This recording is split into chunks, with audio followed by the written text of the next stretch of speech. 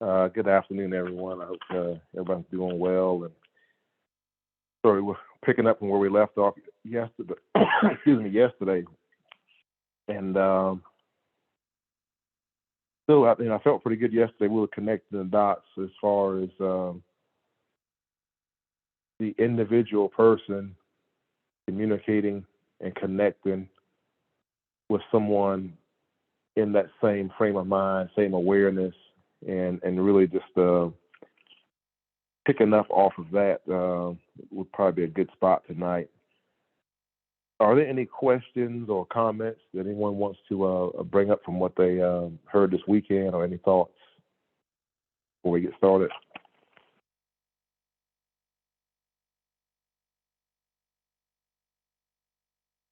Well, just a quick recap. We talked about just how do we tap in, connect to someone's power, um, someone who is just like you, who understands they are Elohim, they're walking, they're on the path of that ever evolving journey of Elohim, and we talked about how do we tap in or connect with them spiritually, and use that and as an example or as a springboard for us to move past a situation if we're in a situation where we're stuck, in a rut, whatever you want to call it, and just kind of taking us back to remembering who we are. And some of the things we emphasized were, one thing is constantly we're always feeding our mind, whether that be getting more insight, more wisdom and understanding. We have to be in a constant state of feeding our mind and listening and watching for signs of always when to interject. And one of the best points that we made when you're dealing with trying to tap in or to connect with someone's power, or just really understanding where they are, we have to be good listeners to ourselves, our inner voice, and also listening to the person who's actually taking the time to share with us. And on the heels of the sharing, once we, no matter what, and it was something I thought about even after we hung up yesterday, once we get the information, once we're given the information, taking it back to our own closet, our meditation, whatever you want to call it, to yourself to digest it, we want to get to the point of where it all makes sense for us and we completely understand what was communicated to us. And then finally, in that, when we are in that sharing and connection mode, really be judgment free.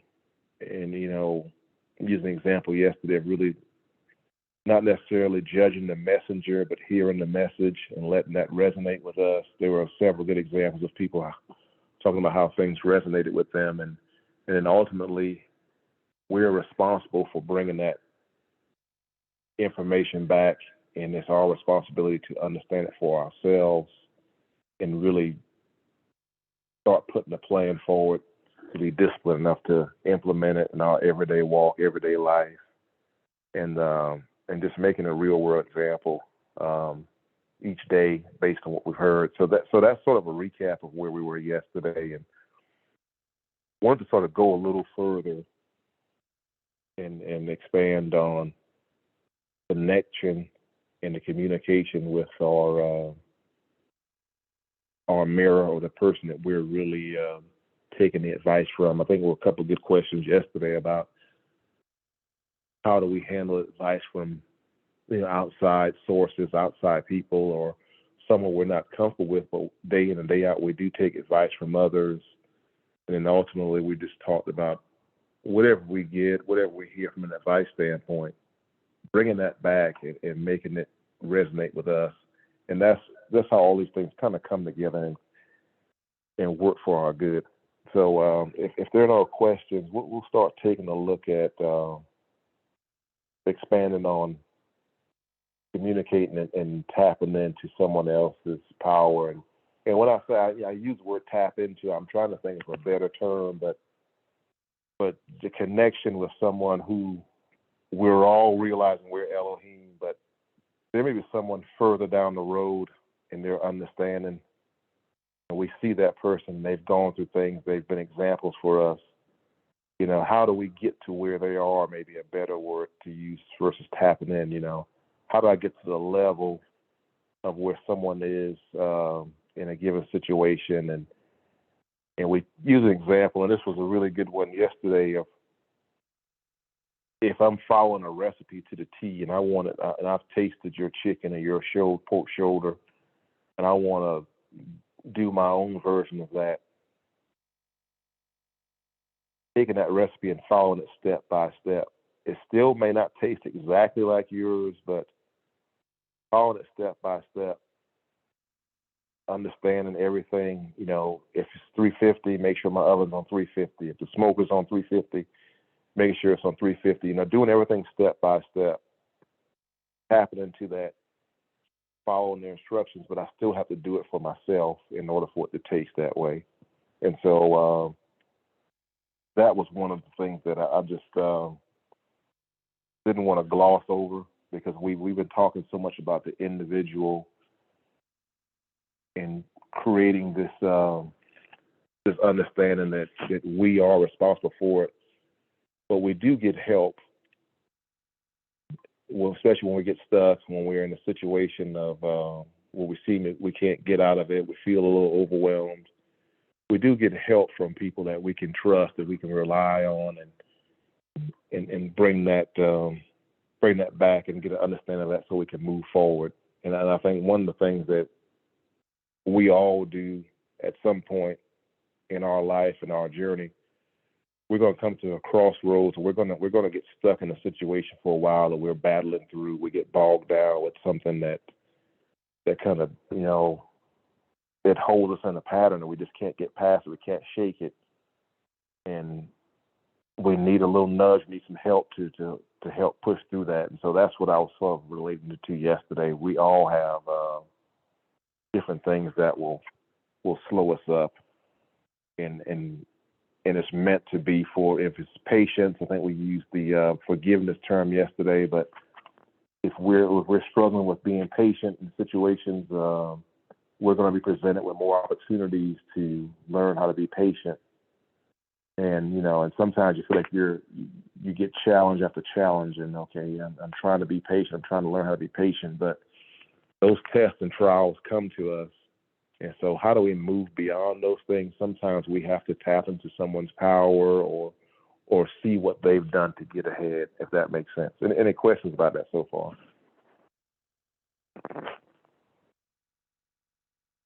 I have one question, ST. You might not have said it before. How can you tap in unripened energy and change it to ripened energy? Well, I think we're always the conduit to change the negative into a positive, because we understand, when we're always at a place where we know who we are, because sometimes, sometimes you're in a situation where you don't want to be around negative energy, and we all experience it. We get around people who aren't aware of. At any time, and let me back up for a second, Charles, anytime there's sort of a negative energy, sometimes there's a lack of awareness. So if I'm always negative, and just think about this in the flip reverse, if every time you see me and the first thing that comes out of my mouth is always the negative aspect of something, that's a sign that I don't understand. I'm not comfortable with who I am. I don't, that's an identity issue there, because and it's something that you just need to go back and be aware of. So if someone's always negative around you, and you have the ability and the understanding of who you are, then you can sort of change that energy by what you give off. You're not going to absorb that negative energy, and you don't want it to turn yourself negative. And that's why it's always like we talk about surrounding yourself with positive energy. But there's always going to be a time where we get confronted with a negative person, a negative energy around you. And I don't think we necessarily, turn it around more so than we're putting positive energy out there to combat it and to shed the light on the awareness of the person bringing the negative energy. But it's not my energy to begin with.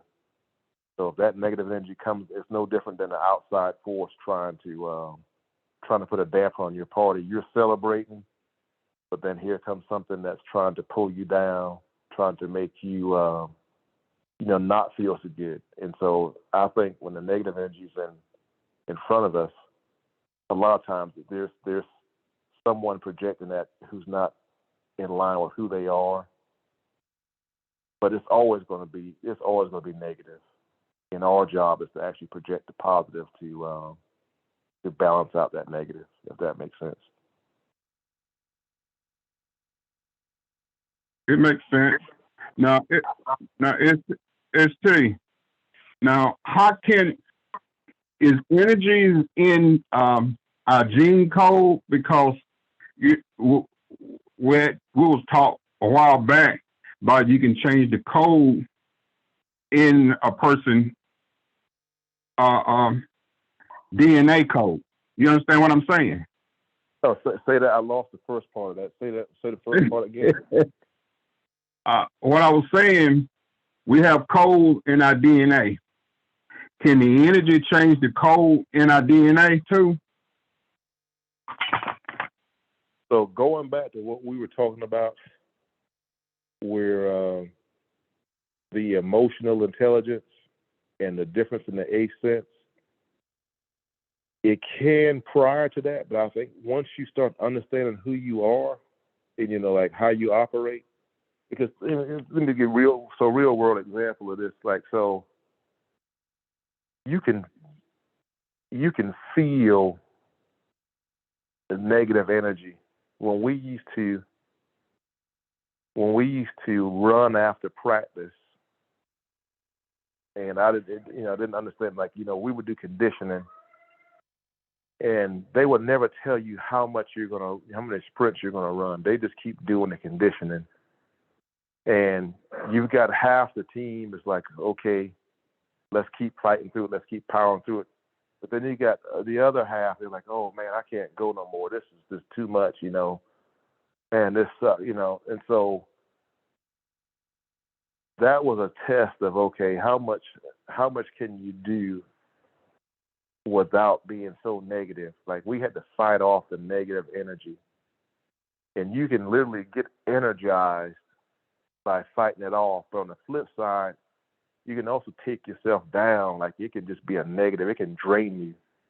So those are the things that move into the eighth sense does. That it doesn't let those emotional aspects take on, physical attributes. It doesn't let anxiety make you jittery and nervous, or negative energy drain you and make you tired and slow and physically tired and just sore. And just, so when you say the DNA, our organs are designed by nature to manifest, itself in some sort of emotional response.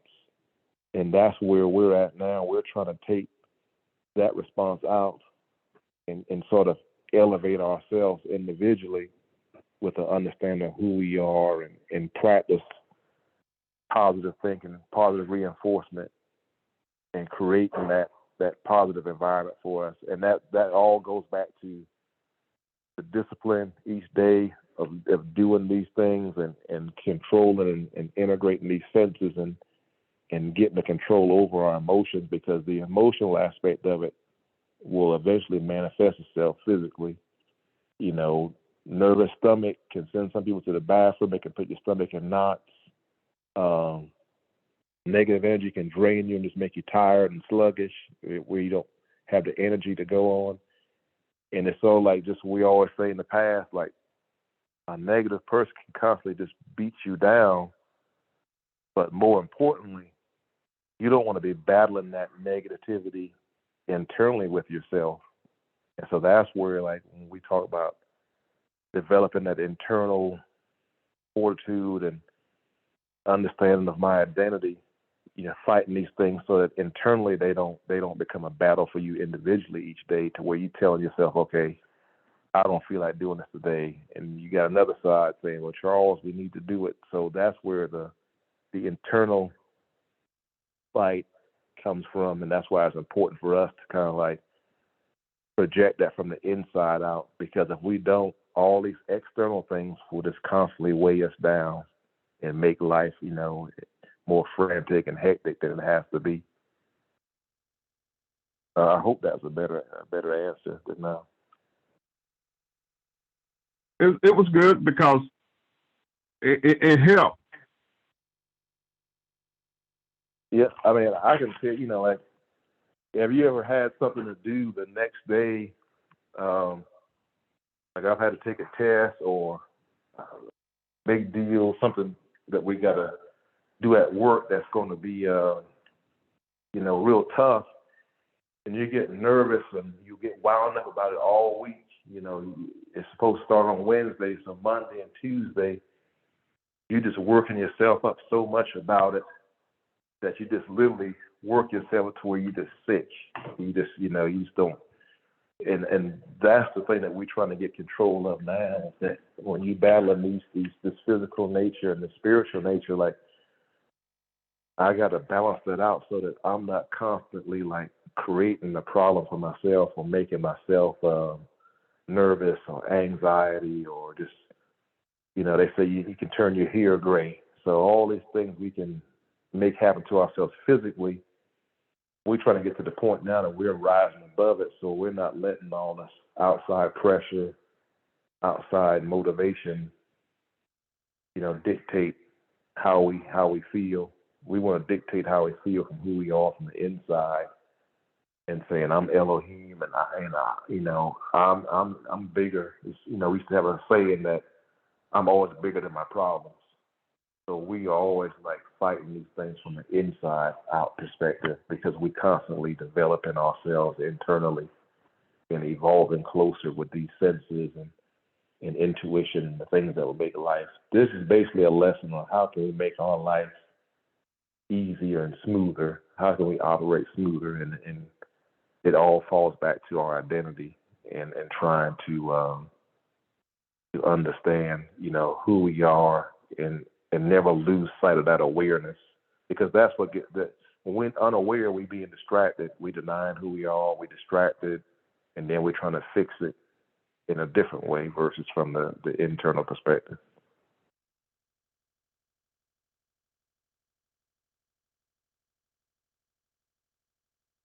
And all these concepts, it's funny. Jesus had so many examples of all these concepts in his walk, his 30-something years of walking. He had all kinds of examples because he foresaw everything that was coming his way, but he didn't try to change it in a physical way. He dealt with it all spiritually. He dealt with it all by focusing on himself, just to have that clarity. And I think that's the one thing that we really fortunate and blessed to have. We get a lot of clarity here, and a lot of the lessons that get presented to us. We get a lot of clarity so that we can go back and build off it and live based on what we're hearing. So I hope that's a good answer for that. It is. He let it come. He didn't. He let it came the way it come. He didn't try to shape it. Right. And it's always steps to doing things. Like we do things in order in the physical, but we always got to realize too that there's an order to doing things spiritually too, and we can line that order up. Like we if you're doing things out of sequence, out of order, that's where the imbalance starts to happen too. But we know from a physical standpoint, like if you rebuilding a carburetor, step by step how to put that thing back together, how to take it apart. And it's the same thing with us spiritual. Like if we follow the spiritual order of things, we really take the time and we align ourselves, we do our meditation, we know how to create in the proper order, the sequence, and how to keep everything in rhythm. it's no different than that. But we when we start the challenges, when we start getting things that are coming at us in life, in one turn we try to fix it this way, and the next turn we try to fix it spiritually. So we can constantly operate from the spiritual bucket and let that be the thing that kind of dictates how we handle things. It becomes a whole lot easier. But that's the challenge of balancing the two natures. Like you got on one hand you want to do it this way, on the other hand. So that's the challenge for us every day.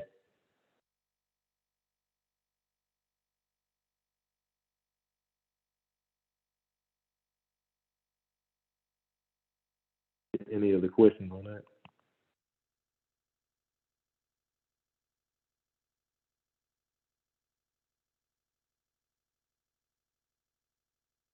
But to your point, Charles, yeah, there is going back to the original. There is a physical aspect of it, but we're trying to move beyond that and really keep ourselves focused on the internal aspects of things and the awareness and recognizing all these things, because self-awareness will help us regulate things, and self-regulation or self-discipline, those are things that help us grow. Because if we can put ourselves in a situation where, like, I'm gonna make myself learn something, I gotta be disciplined enough to make myself study. I gotta be disciplined enough to put the work in and do it, and that's where we're headed. And whether we want to do it or not, the problems are still going to come. The situations are still going to go and come our way. So it's up to us to kind of make a decision if we're going to move forward in a certain way or not. And it always falls back on us. In in the corporate world and in school, and we even tell our kids they call it accountability now. so so we are accountable to everything we do. We're accountable for it.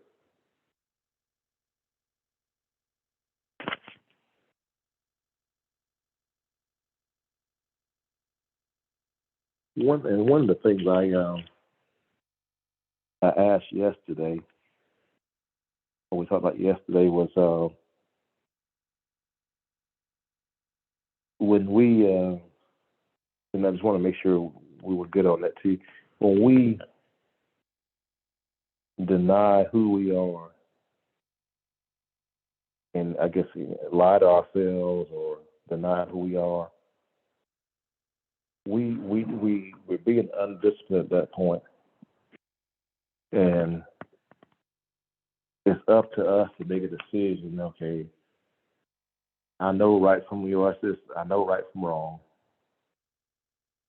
and I know what I need to do to fix it. But we get in a situation. Sometimes you just don't feel like fixing it.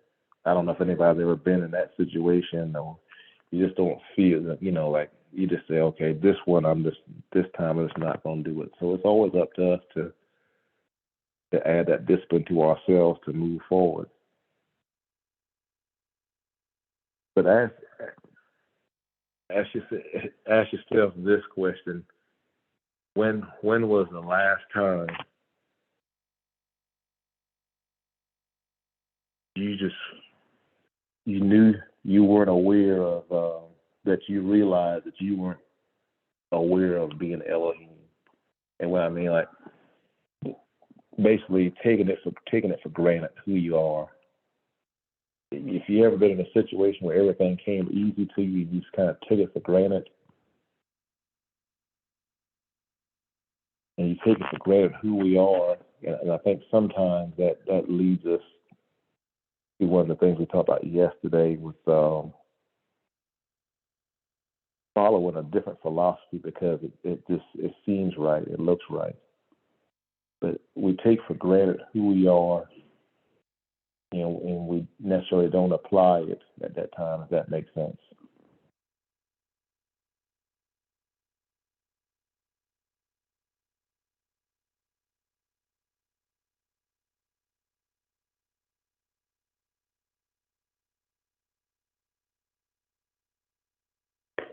You still there, Charles? I'm sorry. It makes sense. Okay. I was hoping I answered your question there, but yeah, but sometimes we take it for granted. I'm going somewhere with this too, but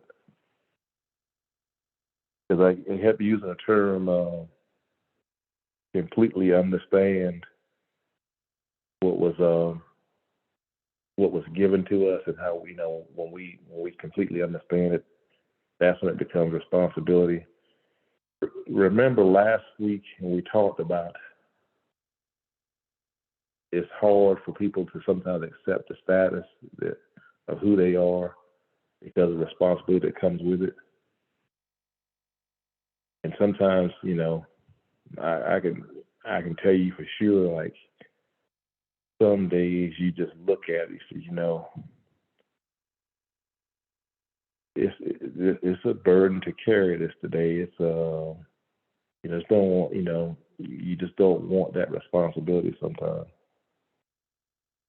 And in those are the inner battles and the days you just like, okay, I need to move forward. That one thing was holding me back. Ron, and I don't know if he's on the call tonight, but when we talked about the forgiveness yesterday, that was probably the one example I could think of, because some people get they get to a point where, okay, for me to get to the point of being a good forgiver, it's going to require a lot more. It's going to require a lot more work, and so at that point, you kind of get stuck, and you try to figure out another way around it. You try to figure out another way to get around the rules, and it just keeps coming back to you, And that's why I just keep saying, when we completely understand it and you're comfortable with it, it becomes easy for you to move forward. But if you're not comfortable with it and you're not completely understanding, there's always that doubt, because the doubt's the thing that's our biggest enemy, is just having a doubt internally if we're doing the right thing or not. And that's where the identity and all the experience and memories, all those things have to line up to force us to move forward and get beyond that doubt. Because I think, at least for me, sometimes you battle doubt, or you battle doubt in a certain situation. And I think I used to always equate that with faith, but it's not really the same thing. But that's our biggest battle from an internal perspective, is battling the doubt within ourselves. And going back to several weeks, the scripture always says that he's not going to change his mind. He didn't change his mind with David, didn't change his mind with Abraham, didn't change it with Jesus. So we are who we are. And once we accept that, then it's like the battle is within. It's not an outside battle. Once we accept that status that was given to us, it's a battle from within with doubt. And I don't know if anybody ever felt like, you doubted accomplishing something or who you are, but that's the battle inside with us. And so when you get stuck, when you get to a place where you don't feel like you're moving forward, it's not that you lost sight of who you are. It's just that, you're battling some doubt, you're battling some, negativity within yourself. And that's why it's always a constant battle. And going back to, I think, who asked the question yesterday about, you have to feed yourself. You always feed yourself. You may not get it, you go back. It resonates with you, you learn, you go back, and that feeding, it eventually moves you forward. And then sometimes you also need that person that you connect with. And I think I made the comment yesterday, and I wanted to clear it up, but it's hard to take advice from someone you're not connected with once you realize the connection. And we can take it, But sometimes it becomes harder because, you try to figure out what's real from fake.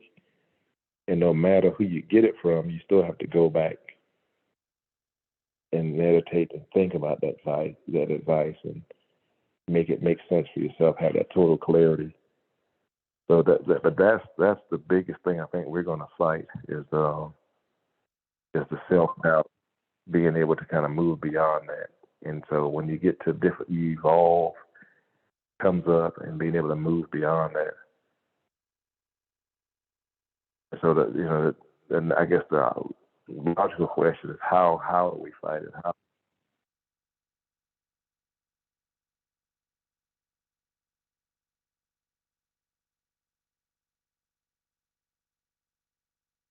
So as to mostly what you're saying, the battle is on the inside of us more than it is on the outside. Because if you can conquer the battle on the inside, the outside battles, I ain't saying it's a piece of cake, but I'm saying it's more easier to deal with it more because it's,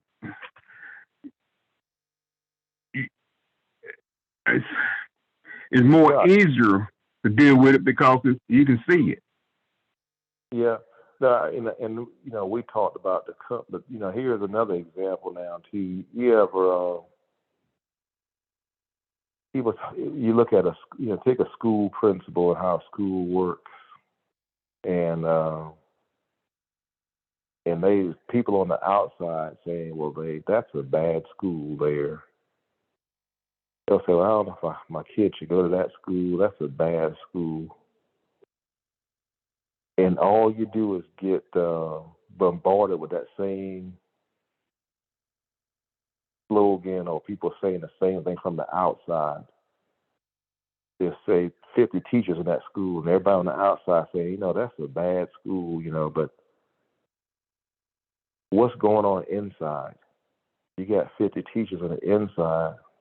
They're working there. They're not saying that it's a bad school. What they're doing is they looking at the kids every day, and there's challenges and things that go on every day that they think they're winning as a success, because they're not on the outside looking in. They're inside fighting fight. And they understand all the challenges every day that they deal with. And they're winning these little battles. But people on the outside are telling you like, oh no, that's not good. So it's just like us. We got little battles going on inside us every day, or challenges every day that we deal with from the outside. But what if you say this, Charles? Like, you know what? I'm waiting on somebody to come in and pay my bills. I'm waiting on somebody to come in and do this for me. I'm waiting on somebody to come in and give me this. And it don't work that way. So if we start looking for that outside fix, it's never gonna be fixed. It's always gonna be patched up. It's kind of like we taught years for some of the missionary trips that go on. If all I'm doing is sending food to someone and never teach them how to grow their food, how to get their water clean, and all this, and I just I'm gonna send them a drop. You're not helping the problem being solved. The problem's not being solved from the outside. It's got to be something that's done on the inside that grows and it takes off and it's fixed from the inside. Nothing's ever fixed or solved from the outside, really. It's got to start inside. And that, we talked about years for years and years, like, you can't save anybody. You can't make somebody turn. He's like, oh, we gotta, get saved. We gotta go out and save these souls. We gotta go out and save these souls. Nobody is getting saved from the outside. At some point, that person you're trying to reach has got to accept. They got to make a decision for themselves that that's the path they want to walk.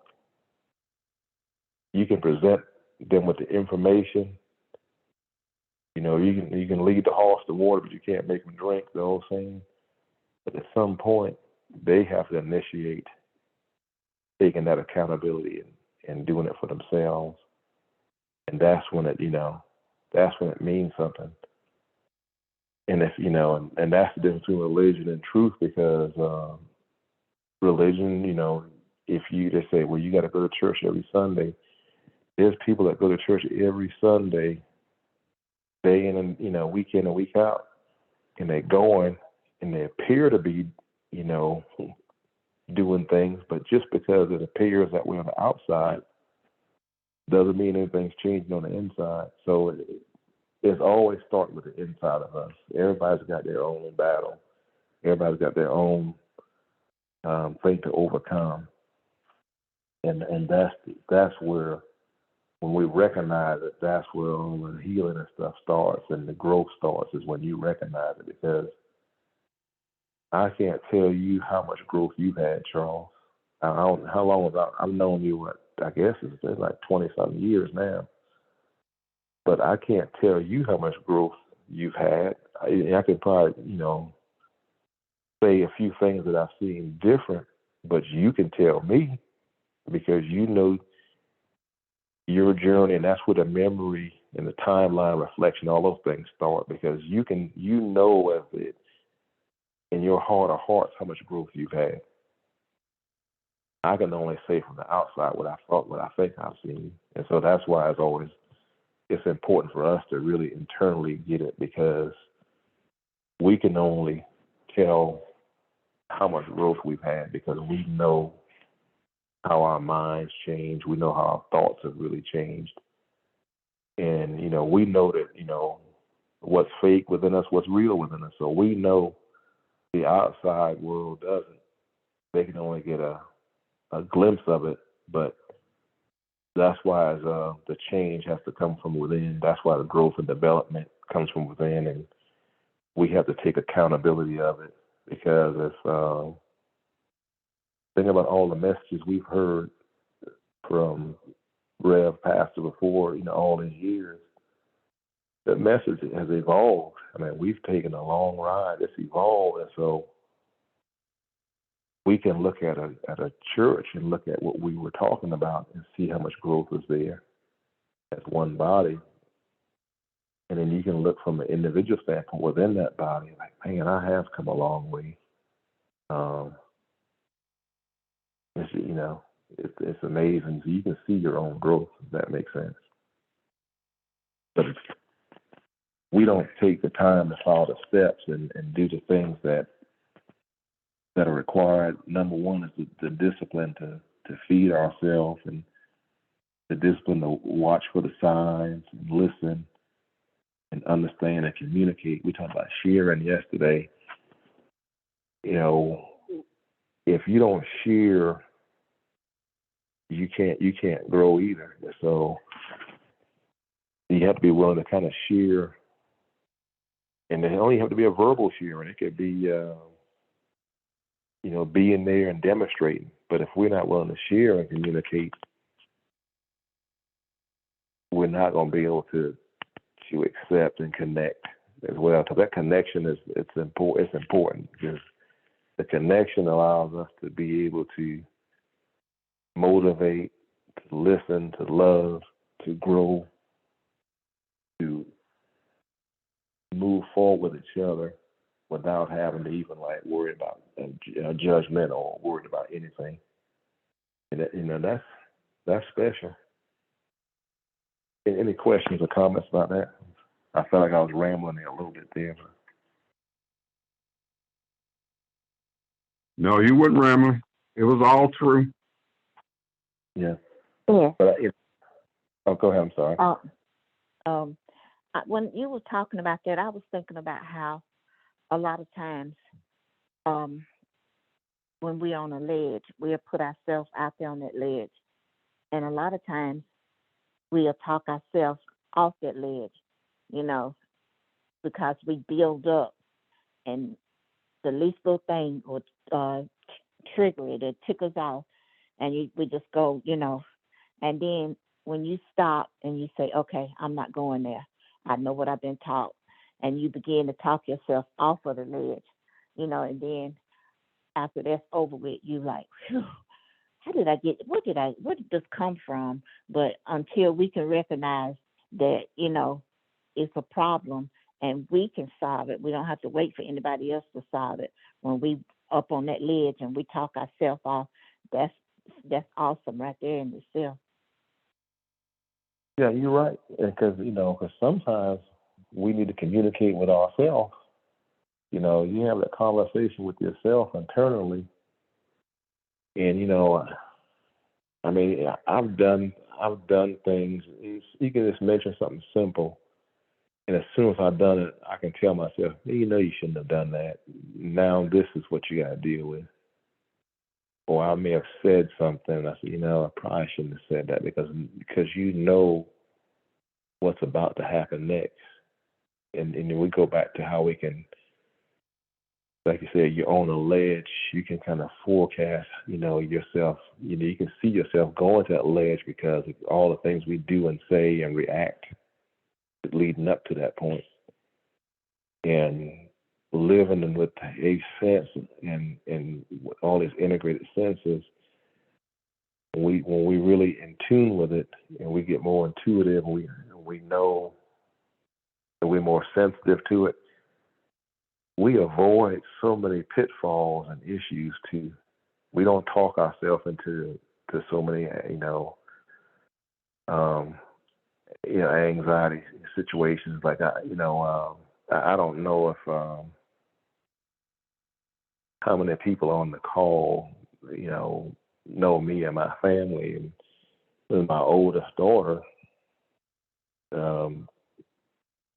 graduated a year. They graduated in COVID, and just trying to work and find a job. I mean, she'd find one and it was looking good, and then all of a sudden they were like, well, we're going to cut back, and we're not able to train. So she struggled with that for about a year and a half after being out of school, and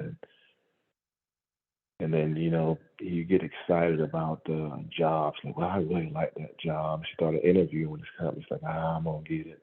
And then she got to the point. Like, I went on that journey with her up and down.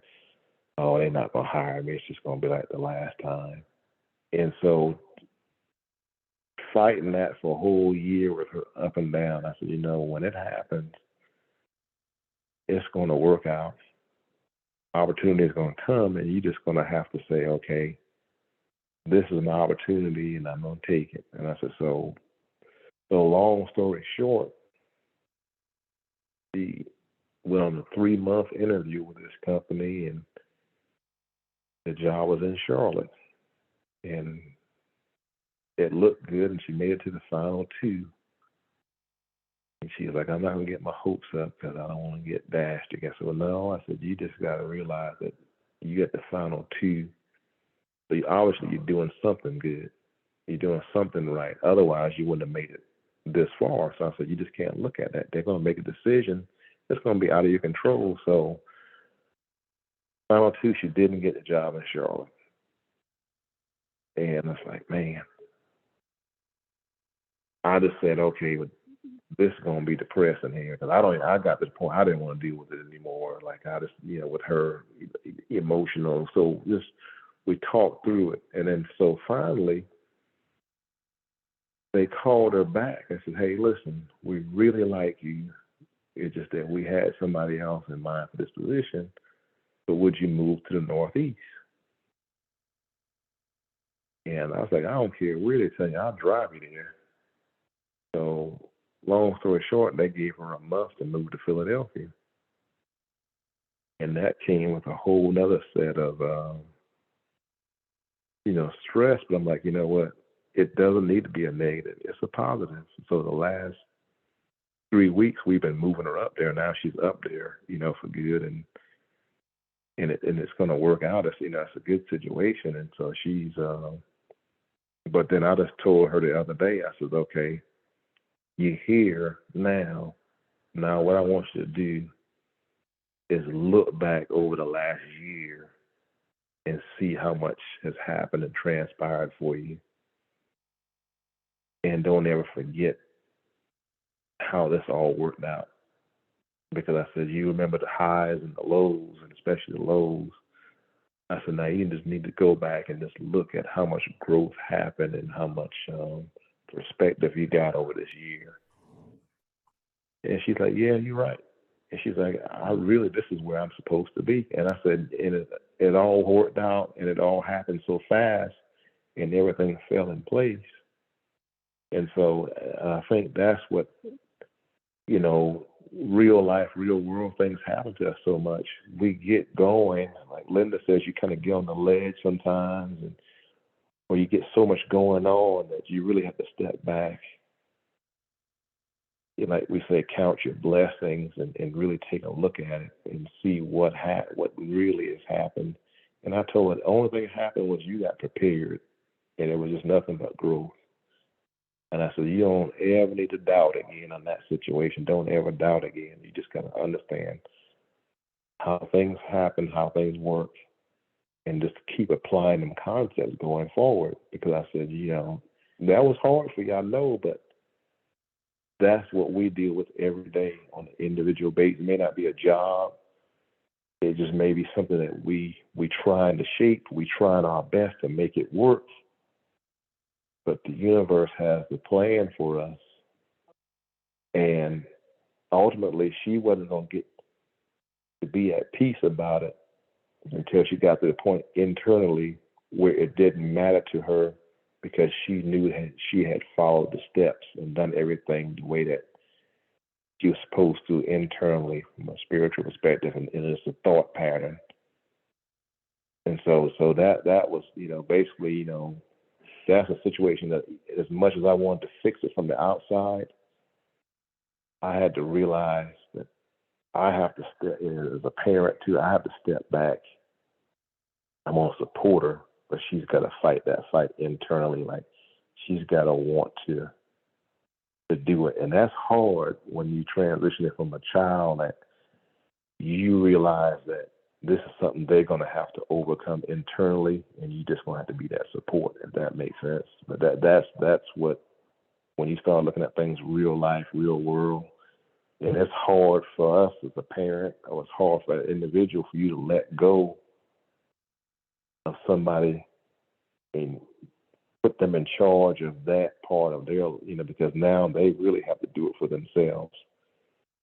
And that's probably only the second time that I really just had to step back and just okay, yeah, I'm going to have to let it go because there ain't nothing I can do. It's all on you.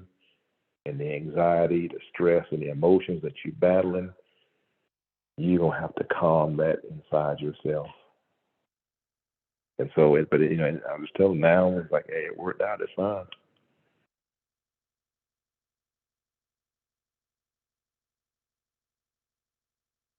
But those are things that we go through, we battle, and then and it still is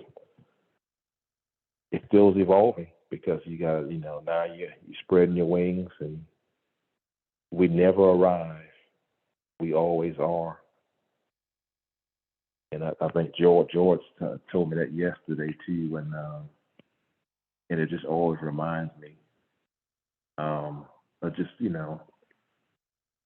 I am because we are, and it is once you realize you can't change who you are, and you understand your identity and who you are. We am because we are, and that's like God said that's not going to change. Any questions or comments on that?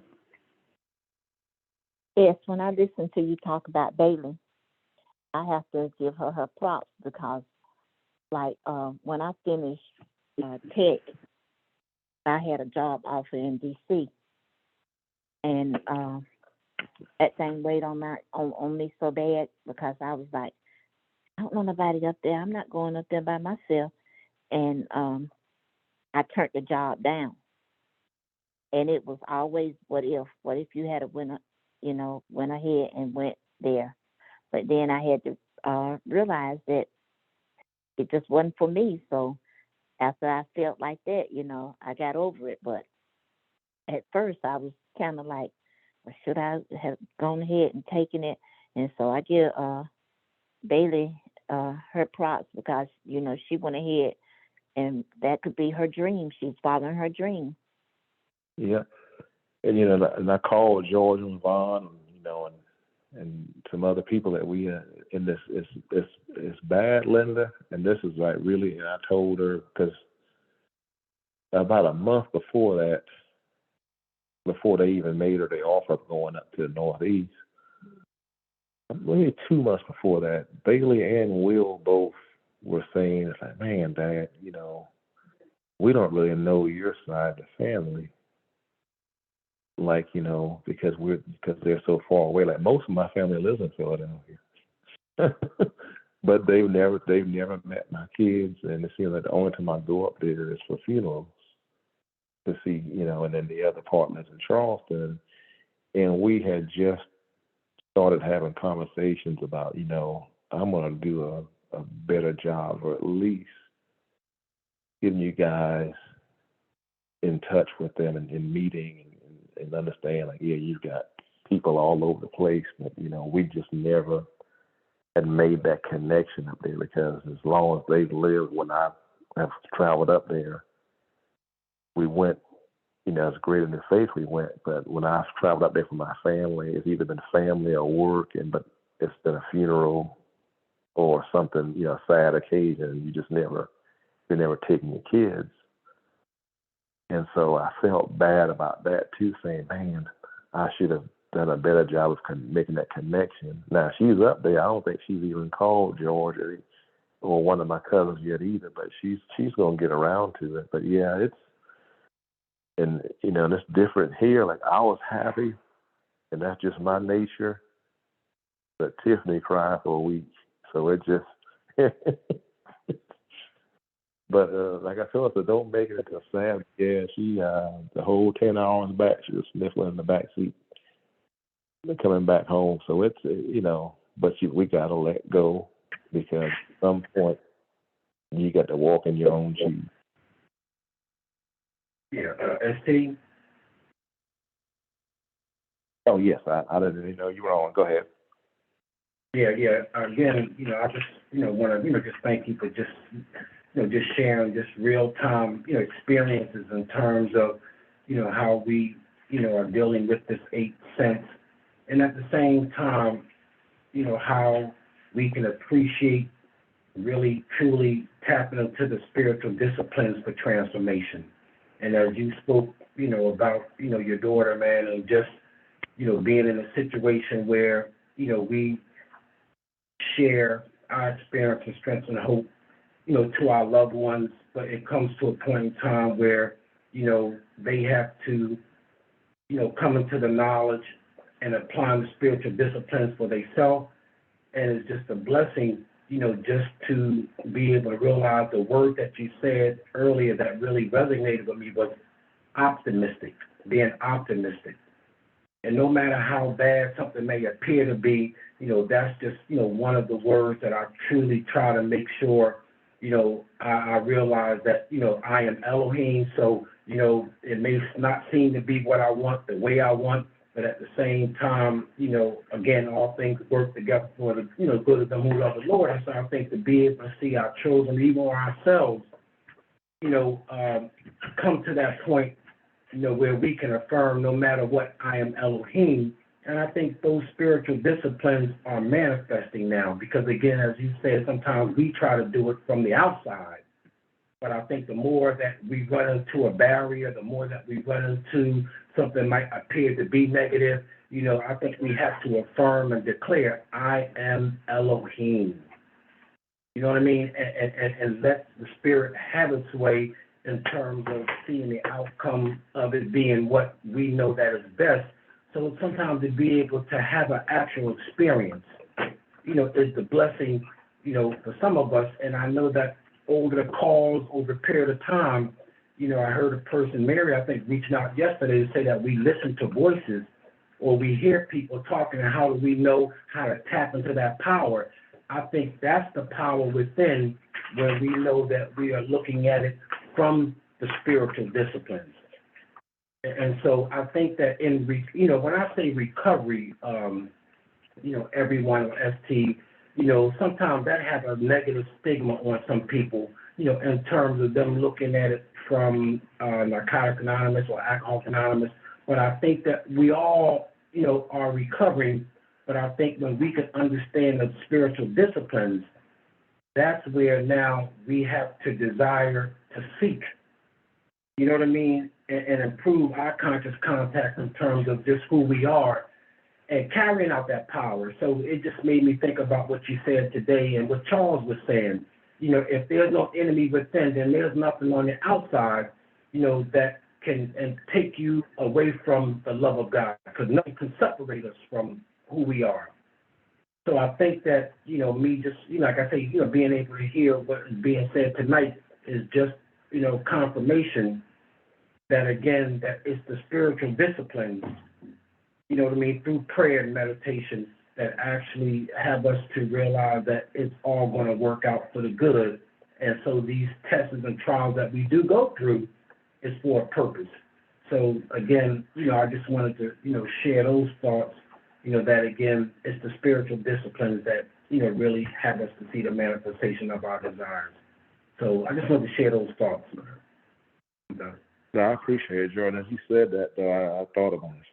You know, when you said recovery, and I'm going to really get to, you know, emphasize that, because recovery, it's not negative. Recovery is growth. And that's, I'm really glad you emphasized that, because recovery is growth. And I mean, we could be recovering from a lot of different things. And we used to look at recovery as healing, but recovery is also growth, because the process of recovery makes us stronger. It allows us to see the growth. And so you do heal, things are repaired, but there's also a lot of growth there. And like you said, it's there's always, and that's why our connections are so important. Because even as I sat there and talked with my daughter, I started realizing too that even in her journey, there was growth for me, because that growth was me being able to feel confident enough to let go and not worry about it. And like you said, you know, I'm really optimistic of things. I really try not to now. I've made a point of being disciplined, of not seeing a negative in the situation, but seeing the positive, because, you know, the opportunity for growth is there. And so that's all we can really ask for now is Elohim, just grow into that every day, grow into it, grow stronger into it. And that's when, like you said, you know, someone has got more growth than one other person. You tap into that growth that they've made, and it allows us to get to that next level. And also, it's always a circle. It's passed on, and we always evolving. And so I appreciate that, George. I really do. It just really helped me see that in a different light, that recovery is really growth, and not looking at it in a negative connotation as something that was damaged that's trying to be refurbished, but it's really growth and strength, and the process helps you grow.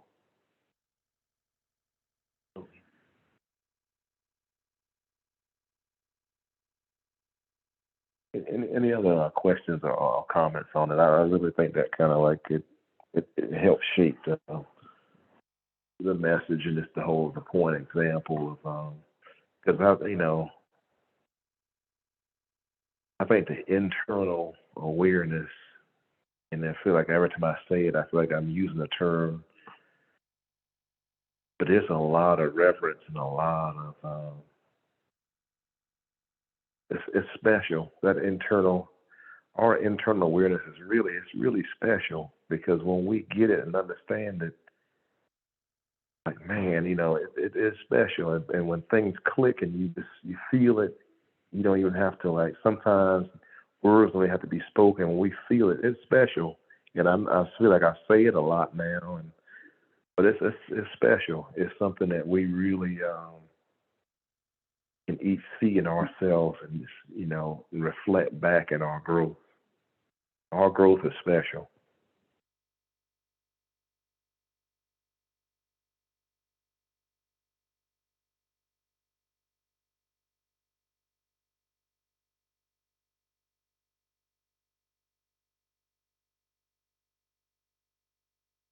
Any other questions or comments? I didn't want to go too far in the other direction to open up another door or window. But I think that just we headed in the right direction as a group and as individuals. And I can't emphasize enough, like, always take that what you heard and just apply it to yourself and get your own understanding of it, and you get that feeling for yourself, and because it just, that growth, it's just so, we've been examples for each other for so many years, and now I think we come into a place and time to where, like, we're really seeing our individual roles in the grand scheme of things. Like, I don't know, every time I watch the news or hear of a story, I see people that are doing, hidden behind all of the negative stuff. There's a lot of people doing a lot of good stuff, and they operating on the principles that we talk about all the time. There's this lady the other day that she devotes her companies to nonprofits and feeding just people all over the place with the way they're doing it and boxing up the food and the individual wrappers, adding it. So there's a lot of stuff going on, and when people are interviewed and they start talking about why they're doing it, I just noticed now that a lot of them just said there was something inside of them that clicked. But they said there's something inside of them that just told them that that's their passion. They felt connected to the people they were helping, and I'm like, okay, it's definitely, it's going in a direction that, in the macro, that we can see these things and see how it's actually being applied, and we just have to just kind of step back and just continue to be who we're supposed to be.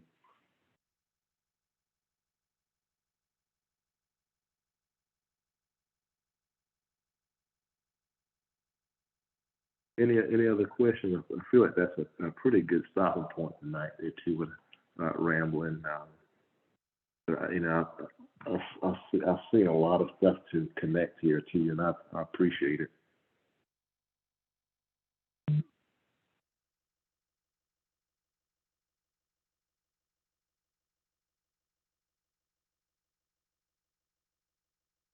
Linda, I really appreciate that ledge, because I could really see how we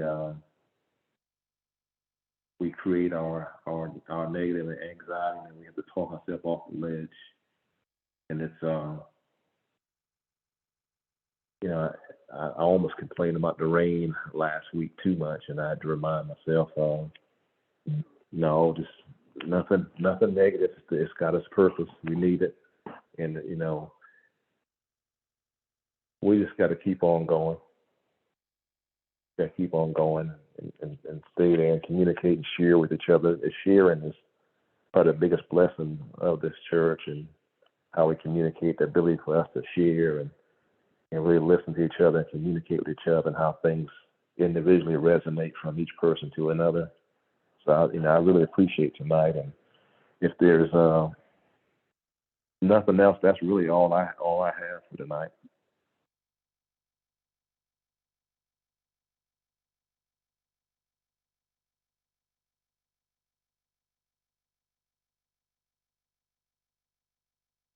Thank you so much, Ed. No, I appreciate you. Thank you. Thank you. Appreciate it. Thank you.